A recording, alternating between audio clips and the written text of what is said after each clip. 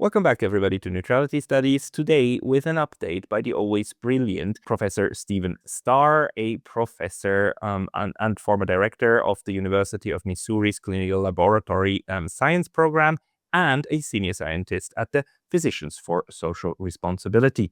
Stephen, welcome back. It's good to be with you again, Pascal. Thank you very much for doing this, because once more you have prepared a PowerPoint presentation to walk us through where we are as we speak on this 20th of August 2026 in terms of the nuclear threat and the escalation threat in the different war theaters that we see going on. Please take it away. Okay. Well, I like to use audiovisual because I think it helps. It's better than just words. I don't know. I think most of your audience is probably concerned by the social posts that Trump has been putting out in the last several months. But a couple of them struck me. And just a few days ago, former Congressman Marjorie Taylor Greene posted, and she said, they're discussing using nuclear weapons on Iran in strategy meetings. Yes, you read that correctly. It's real. I'm not speculating. I know. And I looked at Trump's Truth Social posts, and I found these two. If you look at the one over here, he's got his finger on the red button, and there's even a nuclear cloud in this one here. So he's clearly thinking about using nuclear weapons, and that worries me. And it's not just Trump. The U.S. is fast running out of conventional weapons, and if you listen to Larry Johnson or go to his Sonar 21 website, you can see it documented. I have some information from that. And he's made it clear that we can't replace these. We manufacture them at a very slow rate. And in order to replace them, we have to get rare earths from China that are not available. So what is the U.S. going to do? Well, we still have lots of nuclear weapons, and the Pentagon wants expanding options for nuclear weapons. Now, what does that mean, expanding options? I guess it means they want to be able to use them more easily. In other words, the U.S. is lowering the threshold for the use of its nuclear weapons in conflict. The nuclear doctrine is being revised to call for the use of tactical or so-called low-yield nuclear weapons early in a conflict with a peer or a near-peer opponent. In other words, somebody has nuclear weapons. Nuclear weapons will be used to escalate to de-escalate, to force the opponent to stand down. Now, that's an esoteric concept that I'm pretty sure the Russians don't subscribe to, although some may say that they have the same concept themselves. But either way, it's pretty risky to shoot off a bunch of nukes and hope your opponent will back down or surrender. And in fact, in all previous war games, once tactical nuclear weapons were used, this always led to a full-scale nuclear war.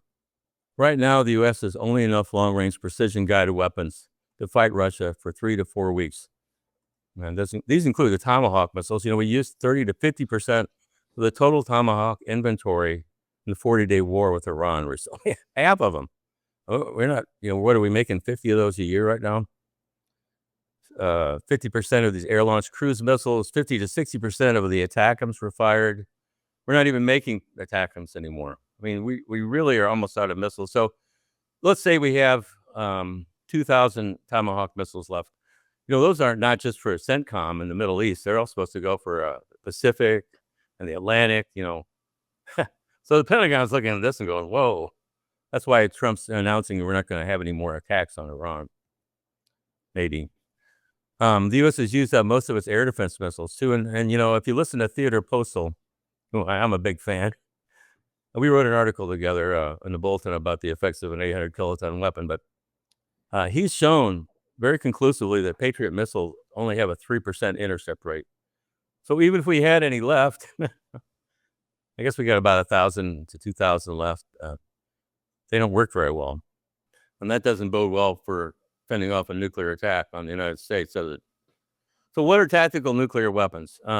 They're defined as weapons that have less than 1 kiloton. A kilo means 1,000. So a kiloton means 1,000 tons of TNT explosive equivalent. So 1 kiloton to 100 kilotons, 100,000 tons of TNT explosive. And I made a little images here. This is a superimpose of a explosion over New York City, central New York. The 0.3 kiloton explosive power is what we find in our B-6112 nuclear weapons that we've deployed to Europe. They're gravity bombs. The 10 kiloton, I wanted to just show this going up.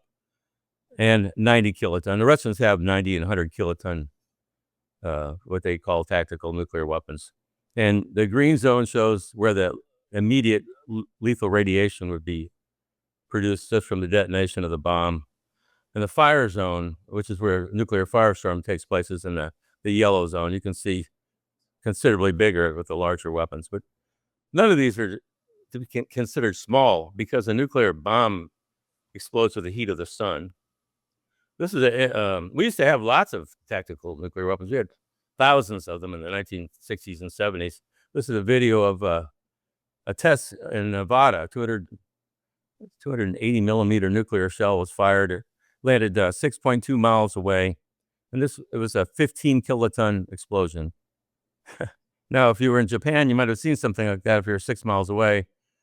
But this is Hiroshima after a 15 kiloton bomb 6 months later.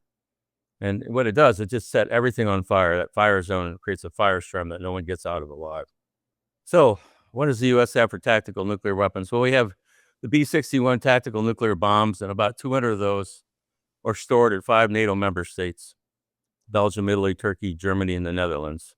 Here's an image of an F-35A fighter carrying the B-61s. And you can see the tactical weapons stored in a bunker there somewhere in Europe. They call them dial-a-yield bombs, or variable yields, and they can be set to explode with a range of explosive power. The B-6112 is 0.3 kilotons, or 300 tons of TNT, to 50 kilotons.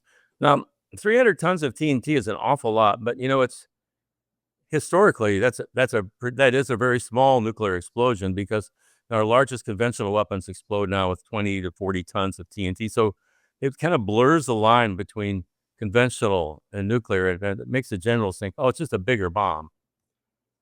We also have 200 air-launched cruise missiles that are armed with, I think it's a W-81 thermonuclear warhead that has a variable yield of 5 to 150 kilotons.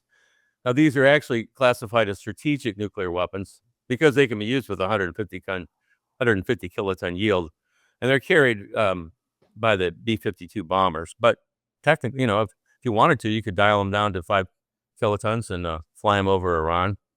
Let's hope not.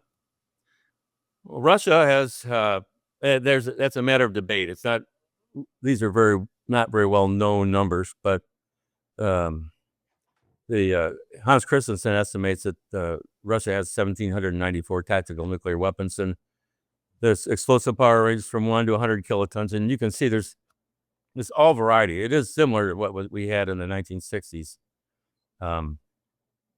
There's land attack cruise missiles, bombers, gravity bombs, anti-ballistic missiles, you name it. They might even have artillery and mortar shells that are nuclear.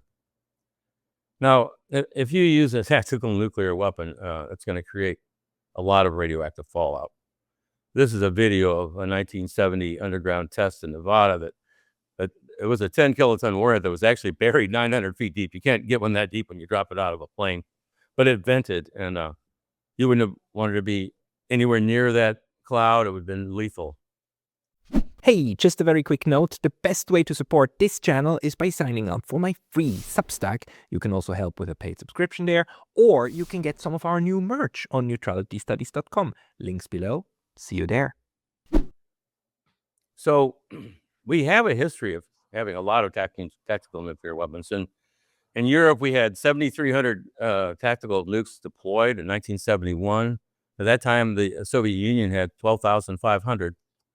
And NATO did war games back in those days. And they started doing war games in the late 50s. And this is one called Able Archer that was held in 1983. It actually almost started a nuclear war because the Russians saw that the game was real, because we had people from the cabinet participating. The vice president, I believe, they had to sand it down at some point. But what happened was, once they introduced nuclear weapons, it just became a nuclear holocaust. And this led to a change in thinking, because they said, well, this is suicide, and we eventually got rid of these weapons. In 1991, there were presidential nuclear initiatives that got rid of a lot of them, almost all of them in the U.S. and the Soviet Union. This slide shows fallout in Germany following an attack with 171 nuclear weapons, and you could just see the lethal radiation from the fallout alone covered half of Germany. So that, this led these people to think we don't need these anymore. And we got rid of most of them. We took them all off our the first President Bush took them off all the surface ships, no tactical nuclear weapons. We got rid of short-range rockets, atomic demolition munitions, all of them. We got rid of them. But now they want to use them again. I think that it's more attractive. Anyway, this compares a 10 kiloton detonation. You saw that earlier in another slide to an 800 kiloton nuclear detonation, which is a strategic nuclear weapon. Russia probably has 350 of these 800 kiloton warheads at launch ready status. And, and on average weather day, that big red circle creates a firestorm that nobody's going to survive in. So you don't even have to worry about blasts. It's just a fire. It's horrible. And worse, it produced smoke. Well, Trump is followed by a nuclear briefcase. and it's an automated, you can see that down here, the officer's carrying it. It's a communication device that allows him to give a permission order for a nuclear strike in 1 minute or less. He has a range of options. He can order a strike with 1 weapon or 1,000 weapons. Now, once that permission order is given, it has to be carried out. And so let's hope that somebody on the receiving end says, wait a minute. But, he believes that's his power. I think he's quite consumed with it. He's also paranoid. If you look on the left, this is a video that Iran released a while back. It shows Trump on the golf course with the shadow of a drone above him. This is a photo taken in the last few weeks of Trump playing golf. And he's got an Avenger air defense system that can shoot down drones and concertina wire. That's not your normal round of golf. And I want to point to his Truth Social posts. I don't think they indicate mental stability. I mean, it's not funny. It's if he posted this once in a while, be one thing, but he goes on a binge with these. And look at these images, There was Atlas there. I mean, Trump shouldering the world as Atlas, and yeah, Atlas shrugged. He's space, the space Trump, and basically emperor of the universe. It's insane, huh? And then the thing, commander. He's got, look at this one. This is Commander Trump. And but he also has some religious things going on. He has a picture of himself as a pope, and also as a savior. I believe he's healing there. He's got, that. I mean, that was when it first got my attention. I found a picture of him in the Oval Office at a prayer session. They're laying on of hands. They have their hands on the president, the holy man praying. So this doesn't help anybody that's a megalomaniac narcissist. So yes, he's thinking about nuclear weapons. And Bibi Netanyahu is also thinking about nuclear weapons. Israel has 90 to 400 nuclear weapons, and that number is a matter of debate. But, they were estimated to have hundreds of nuclear weapons 20 years ago. And I seriously doubt if they have less than that now.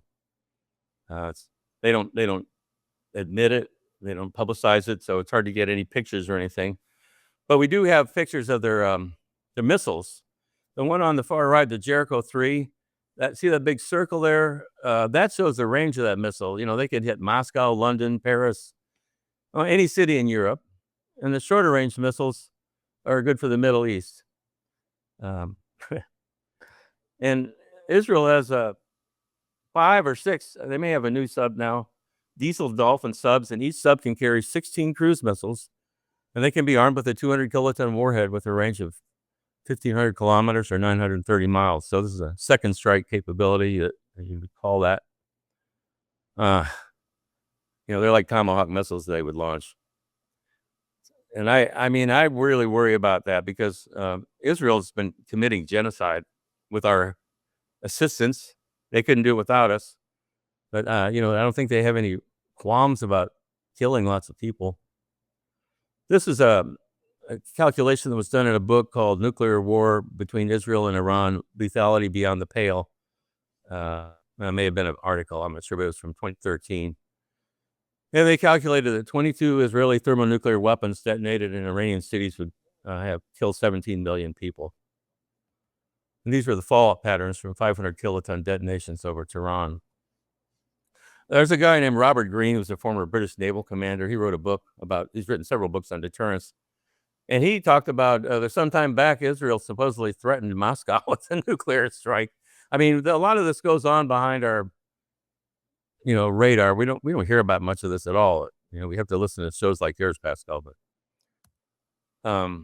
Iran, Dr. Theodore Postel has calculated that Iran has enough highly enriched uranium to make 10 nuclear weapons. And he created this image that shows 3 15-kiloton nuclear weapons that would kill 300,000 to 400,000 people in Tel Aviv. Shows the area there. The red is where the fire flash from the fireball, the fire zone would be, and then there's heavy fallout, black rain, just like they had in Hiroshima. Meanwhile, Europe is preparing for war with Russia. I mean, this is equally disturbing, although we're not really hearing so much about it here. But just, August 15th, 800 drones made in the United Kingdom struck deep into Russia. What if the United States had an attack with 800 large drones? Look at the size of that drone. And the British are bragging about this. They talked about it in their newspapers, really proud of it. Well, Russia, of course, has threatened consequences, though they haven't named them. But there's a lot of calls for Putin to take serious action on this. I mean, how long can this go on? The Russian Ministry of Defense has published a target list of drone manufacturers in Europe, and it included all the countries listed there: Germany, the UK, Latvia, Denmark, Poland, Italy, Spain, the Netherlands, Lithuania, Finland, and the Czech Republic, Turkey, and Israel. They're all targets now. Meanwhile, the U.S. has got 51 new military bases in Finland, Sweden, and Norway, and Denmark. We're busy. And Finland has just moved to allow U.S. and French nuclear weapons on Finnish military bases. How do you think Russia's going to feel about that? Worse, 10 European nations have agreed to host French nuclear weapons. That would include Finland, but it also includes Belgium, Denmark, Germany, Greece, Poland, Sweden, the UK, the Netherlands, Norway. I can't believe it. Well, let's look at this chart. Russia has 4,300 strategic nuclear weapons that are deployed and reserved, that are ready to use. Together, France and the UK have 400. But even more important, the UK, the EU, and NATO, and the US have no air defense system capable of shooting down Russian hypersonic missiles armed with nuclear warheads. So why would you want to start a war with Russia? I mean, it's suicidal, literally. And the latest headline I just saw the other day, Germany has now agreed to buy U.S. Tomahawk cruise missiles and Typhoon launchers to build a national strike force. And this is capable of hitting Moscow. So, Germany's not the favorite country for the Soviet Union or Russia. The Soviet Union lost 27 million people killed in World War II. And that's their biggest secular holiday is Victory Day, when the people all come out in the streets with pictures of their family members who died in the Great Patriotic War. The last thing they want to see is Germany remilitarizing. And I seriously doubt they're going to wait for Germany to get Tomahawk missiles and maybe armed with nuclear warheads or whatever Germany's deciding to do. And we're all hoping that Merz is going to get kicked out and there's going to be new leaders in Europe. But meanwhile, this is going on. So I got one more thing I want to show. This is a couple years old, but I think it's the best summation I can provide. What would happen if there was a full-scale nuclear war between Russia and the United States? Based on non-classified data, the aftermath might go something like this. When one side launches nuclear missiles, the other side detects them and fires back before impact. U.S. submarine-launched ballistic missiles from west of Norway start striking Russia after about 10 minutes. And Russian ones from north of Canada start hitting the U.S. a few minutes later. The very first strikes are high-altitude EMP attacks, frying electronics and power grids by creating an electromagnetic pulse of tens of thousands of volts per meter. The next strikes target command and control, as well as nuclear launch facilities. Land-based intercontinental ballistic missiles take about half an hour to arrive. Major cities are targeted, both because they contain military facilities and to stymie the enemy's post-war recovery. Some cruise missiles take hours to reach their target. Each impact creates a fireball about as hot as the core of the sun, followed by a radioactive mushroom cloud.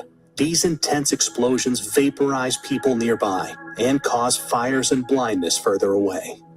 The fireball expansion then causes a blast wave that damages buildings, crushing nearby ones. The United Kingdom and France have nuclear capabilities and are obliged by NATO's Article 5 to defend the US. So Russia hits them too. Firestorms engulf many cities, where storm-level winds fan the flames, igniting anything that can burn, melting glass and some metals, and turning asphalt into flammable hot liquid. But the explosions, the electromagnetic pulse, and the radioactivity aren't the worst part. Nuclear winter is, caused by the black carbon smoke from the nuclear firestorms. The Hiroshima atomic bomb caused such a firestorm, but today's hydrogen bombs are much more powerful. A large city like Moscow, with almost 50 times more people, can create much more smoke. And a firestorm sends plumes of black smoke up into the stratosphere, far above any rain clouds that would otherwise wash out the smoke. This black smoke gets heated by sunlight, lofting it like a hot air balloon for up to a decade. High-altitude jet streams are so fast that it takes only a few days for the smoke to spread across much of the northern hemisphere. In the meantime, Earth gets freezing cold, even during the summer, with farmland in Kansas cooling by about 20 degrees centigrade or 40 degrees Fahrenheit, and other regions cooling almost twice as much. A recent scientific paper estimates that over 5 billion people could starve to death, including around 99% of those in the United States, Europe, Russia, and China. We obviously don't know how many people will survive a nuclear war. But if it's even remotely as bad as scientists think, then it has no winners, merely losers. So I've been trying to say for a long time that there's no political or national goals that are worth risking the destruction of most life on Earth. And, we really need to stop these wars from escalating. We certainly need to prevent the use of nuclear weapons in any conflict. And we need to start trying to stop being the supreme ruler and start coexisting with other countries. And, the days of the colonial empires, we've had 500 years of Western rule, and they're coming to an end. And I don't think our political elite are happy to accept that. But,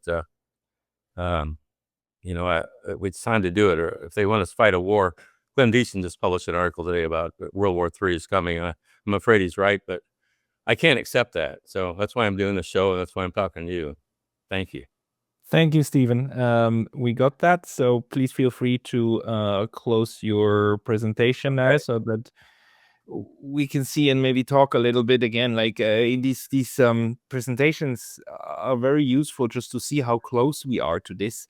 And what worried me so badly the last week is that it seems the Congress is now talking about, or the subcommittees are talking about lowering the nuclear threshold. First strike or first use nuclear first use threshold. I mean, just to say that until recently, the United States was the only country to not have a nuclear first use policy. All the others, including China and Russia, maybe not Israel, but because Israel doesn't admit to its own weapons, but the others all had a policy to say, like, we will never use it first. Russia then kind of changed that because the United States refuses to rule out using it first. And now it seems that the US is discussing officially to have a policy that would allow first use at even lower, non-existence threatening scenarios. Do we know anything about this?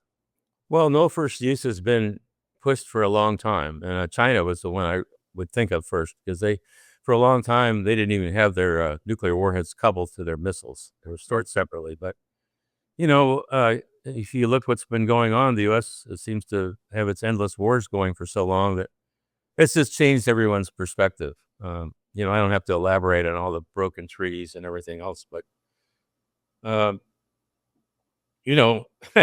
Look at North Korea. I think they have like 50 or 60 nuclear weapons now. I think Trump just announced he's really good friends with Kim. And Yeah, and, but what's the lesson there? It's like, well, who don't they have nuclear weapons? North Korea's. I think we're going to see a lot of nuclear proliferation coming out of this Iran war and everything else, and that's another unfortunate side effect. But I don't know. Trying to push for no first use right now is trying to talk to non-agreement capable people in Europe and Washington. So I advocated for all these things for a long time. I used to like no launch on warning. There's all sorts of things you can do to prevent launch-ready nuclear weapons, taking them off high alert status so that launch on warning means that you have to have missiles capable of launching within, 2 to 15 minutes once you see electronic warfare, satellites tell you there's an attack coming in. But if you have a false warning of attack, you can start a nuclear war by accident. And that we've had close calls like that before, but they were never followed through because the officers involved always thought, no, this can't be, it's got to be a mistake. But if we get to the point where now they may not be so forgiving. I mean, we're at the point now where a mistake could even start a nuclear war. of course. But on the other hand, we do see the US now planning or potentially planning to use tactical nuclear weapons in Iran and just, roll the dice and say, like, let's see if we can get away with this. One small 0.3 kiloton tactical nuke, just to test the waters. I mean, I can see how this would go through the minds of some of these military planners at the moment in Washington. I don't know what they would use. You would think that if they were going to do it, they would use one weapon as a demonstration.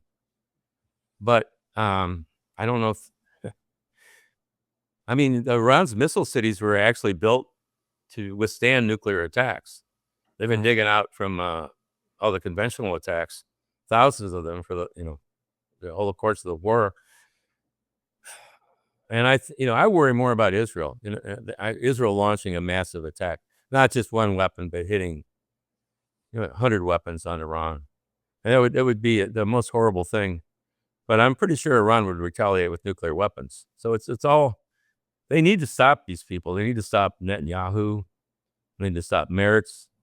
The British seem to relish the idea that they're bragging about hitting Russia with their drones. I mean, it's crazy. It is crazy. The unfortunate thing is that it seems that this kind of logic at the moment is very much welcome in these political circles in Europe, right? As in, we can show strength, we can show that we are supporting the good side, and the bad side, because they're the bad side, they cannot hit us back because we are the good guys, right? That seems to be this mentality that you're actually invincible because you have this shield of history, right? Because Churchill won, Britain won the First World War. The good guys always win, right? And because we're the good guys, we will come out on top of this. But it seems lunatic to me too. I just wonder how long it will go on, because so far the Russians have decided that they stick to their policy of maximum restraint, of not doing the same to NATO, what NATO did to them, which is salami slicing the Ukraine war into Russia. But they seem to not salami slice into Europe, although it is, in my view, quite ominous that in the last 4 or 5 weeks we had 2 ammunition factories in Europe blow up, one in Italy, one in Bulgaria. And you know what we didn't see, what I find most ominous about this? European media, Western media, is not speculating about this have been done by Russia. Whenever there's a drone somewhere over an airfield, immediately everybody calls it was the Russians. This time nobody calls out the Russians. It's like, I wonder why that is. Well, all the rules seem to be disappearing. If there were any before, they certainly aren't in effect now. Glenn Deason said something the other day that I thought was really important. He said that the European elites they're equating nuclear deterrence with Russian nuclear blackmail. And we can't tolerate Russian nuclear blackmail. But,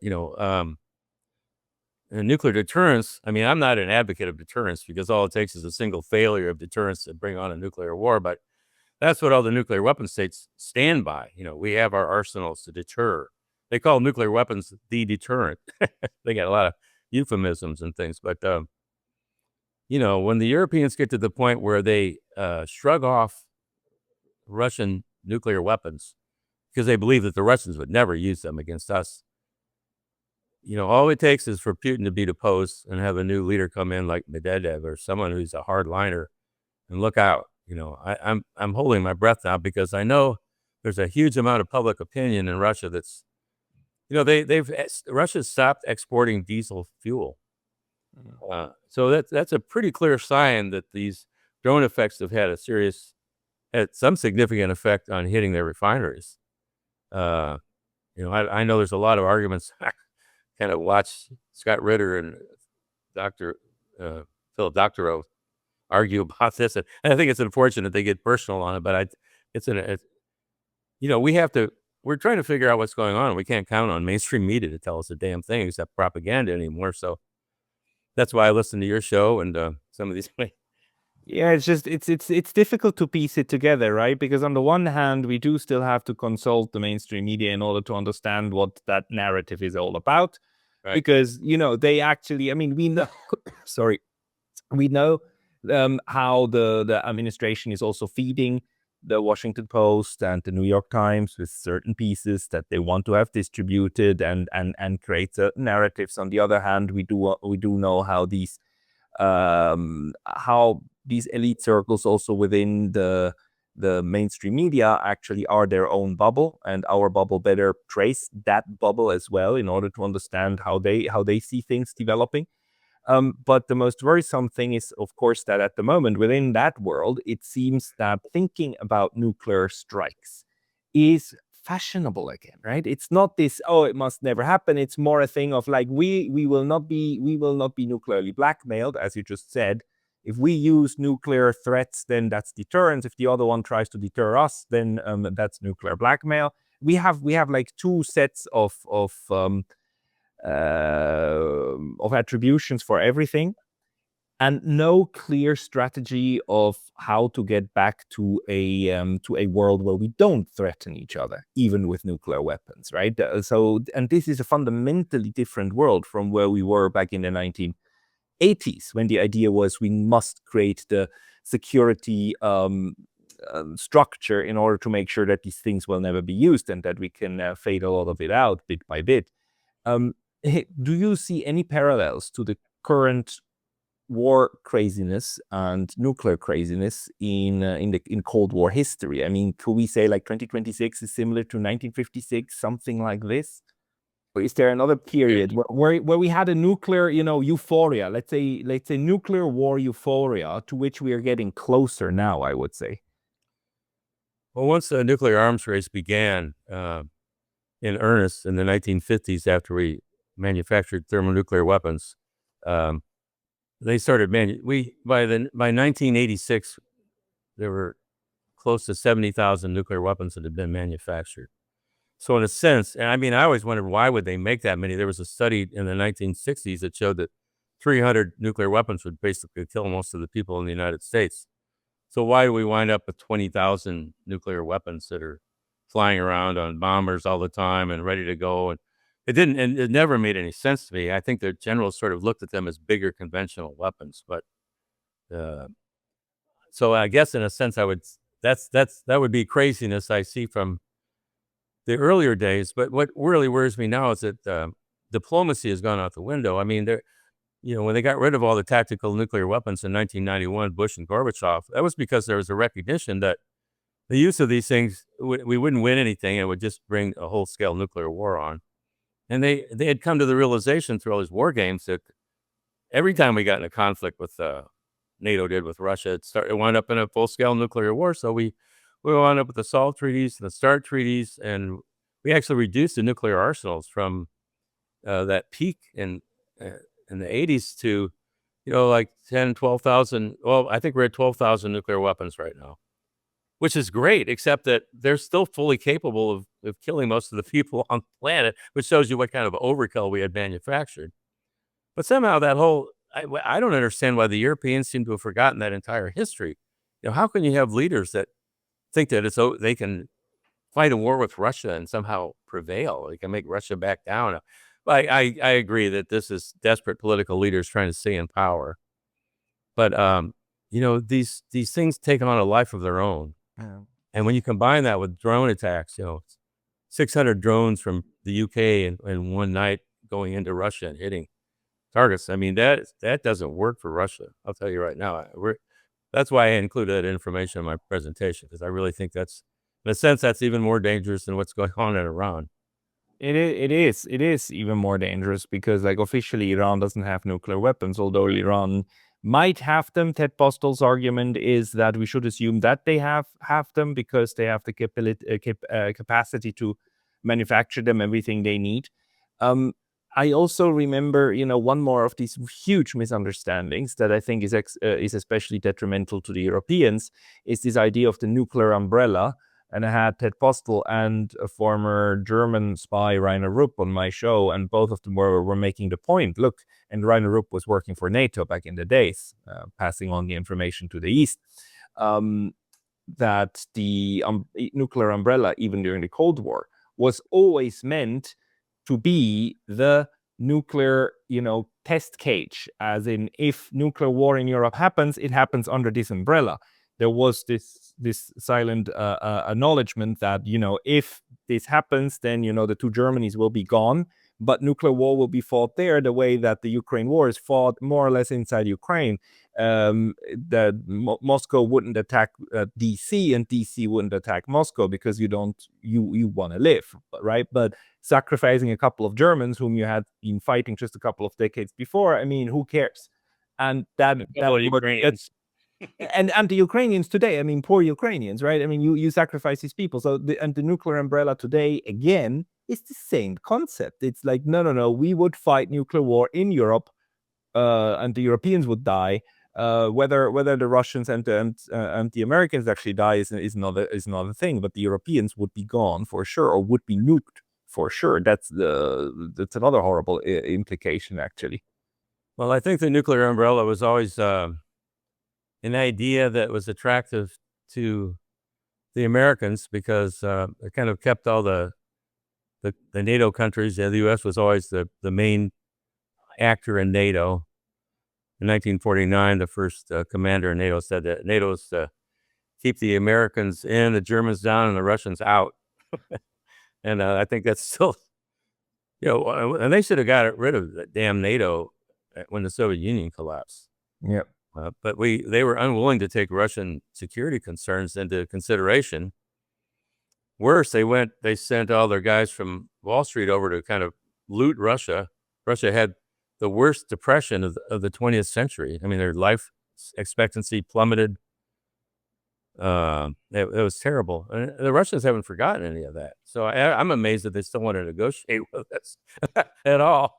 But they need to. I mean, I don't know how to turn things around, Pascal. I wish I did. I hate to present this overwhelmingly negative evidence, but I'm really concerned that we're in a more dangerous situation than we were during the Cuban Missile Crisis right now. What is the sense in the United States that you're getting also from your networks, because you're connected also to the Bulletin of the Atomic Scientists and other people who write in those kind of things? Like, what's the sense among your colleagues? Well, I have a few colleagues that seem to be cognizant of Greg Mello. You've had him on the show before. We talk a lot. He's very active trying to stop a plutonium pit factory from being built. That's what we need, is more nuclear weapon factories, right? But honestly, I'm not impressed with. People don't want to address the whole issue of NATO. Mm-hmm. And I think part of that is a byproduct of the immense propaganda that's what our news media has become. People accept them, if they read the New York Times and accept that as gospel, the paper of record, then they're not. Yeah, but how many people are left? How many people of the thinking the population that actually follows this still takes the New York Times at face value? I mean, the number. One of the people in the establishment do. They take it at more face value than probably RT. But I just, that's been a problem for me for a long time. Is trying to have a conversation. If you're starting out, for example, talking about Ukraine, well, if the person you're speaking with believes that there was no reason for Russia to attack, Ukraine, it was Unprovoked. unprovoked aggression. Thank you. Well, that I can't agree with that. If you look there, I wrote an article early on that talked about 14,000 civilians in the Donbass have been killed by the Ukrainian army in about a 7 or 8 year period before the war.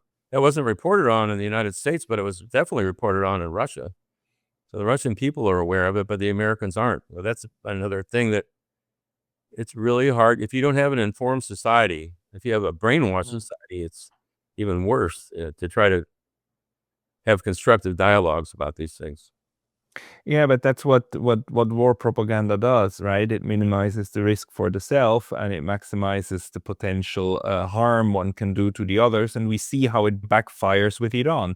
Because the most instructive thing about the Iran war is, of course, that the United States lacks the conventional capabilities to pull off its war aims. That's right. It's simply not there. But instead, it seems that instead of this then leading to a reassessment of their own capabilities and kind of a mea culpa, and maybe we shouldn't have done that, it seems that the people who are responsible for that are rather thinking about this stupid concept that you also presented, escalate to de-escalate.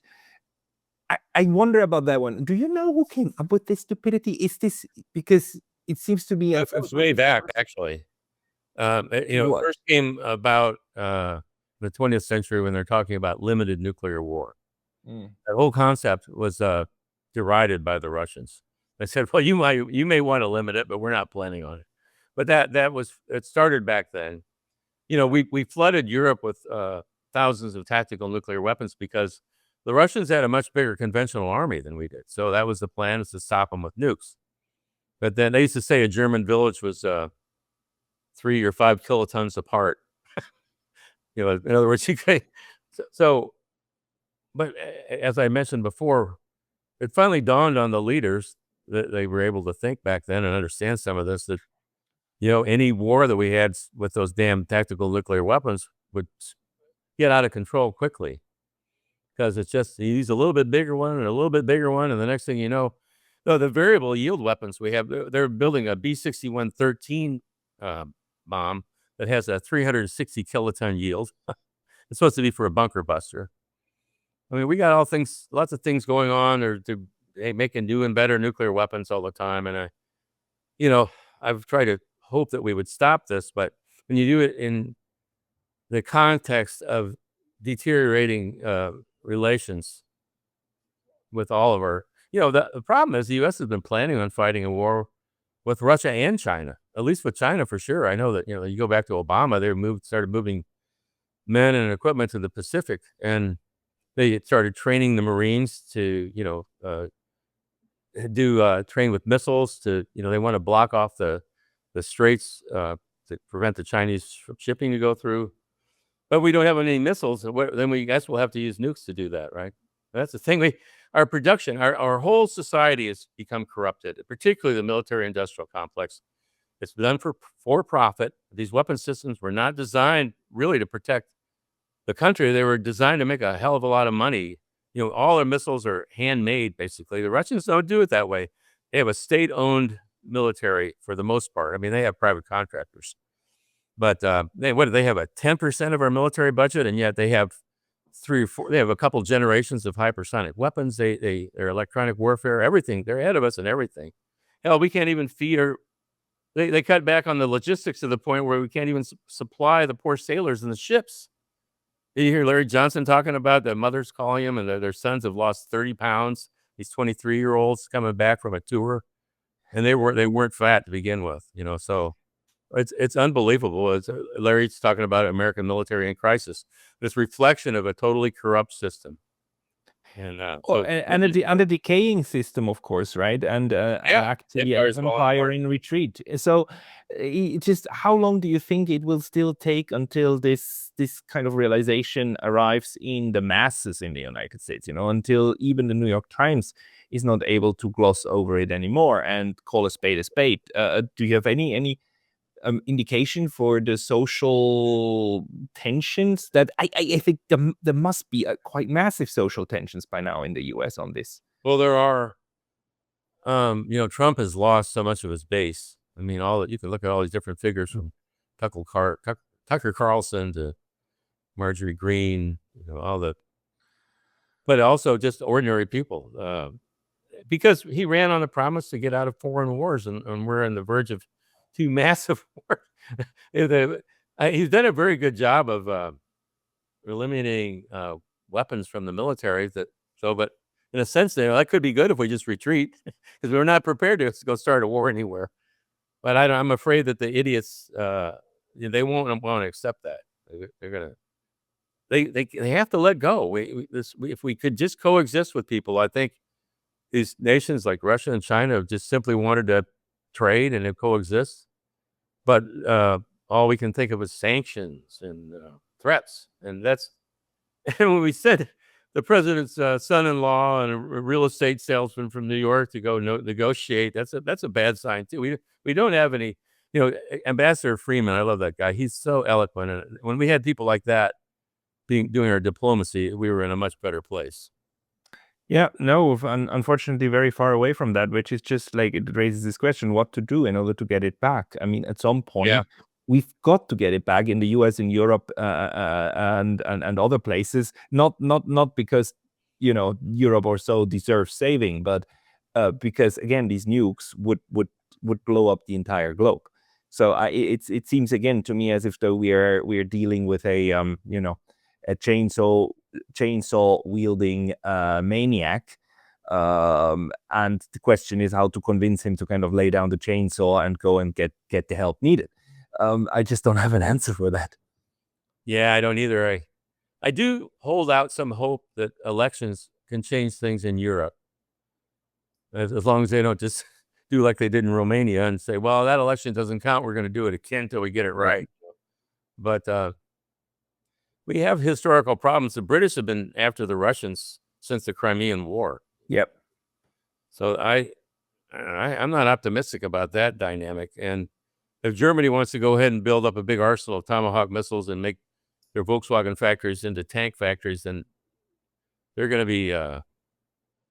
No, and the Russians, they're not gonna let that happen. I believe the Karaganovs and so on are gaining a lot of currency right now, and they're advocating for a preemptive attack if the Germans think about something like this. And actually, the Chinese think about the same if the Japanese ever had the idea of building liquid weapons. I mean, we are getting closer and closer to a point where these might become self-fulfilling prophecies. I think Japan, Biden, when he was vice president, gave an interview with the newspaper right before he got out of office and said, well, Japan could become a nuclear weapon state overnight.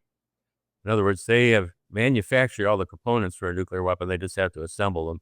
They have enough plutonium to make thousands of nuclear weapons, and they have the missile technology. They have ICBM. So China certainly thinks about that.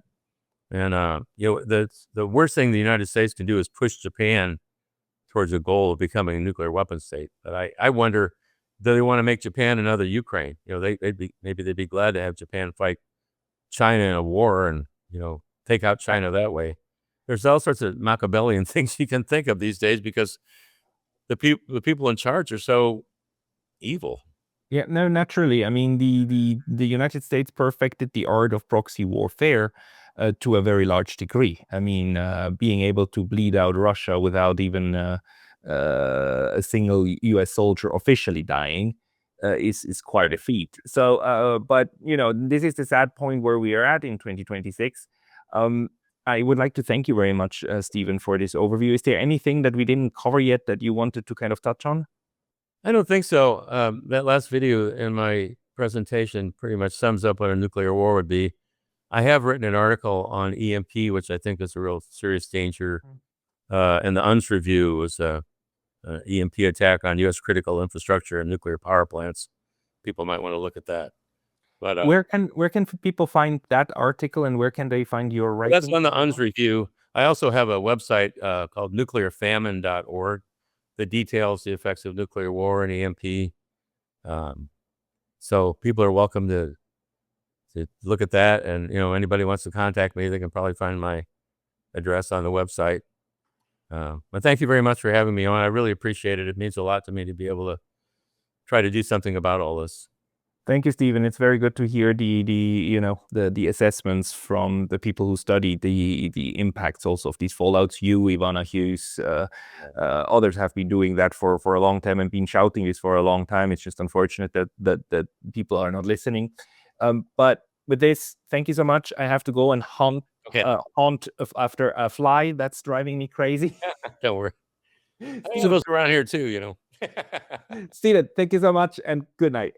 Good night.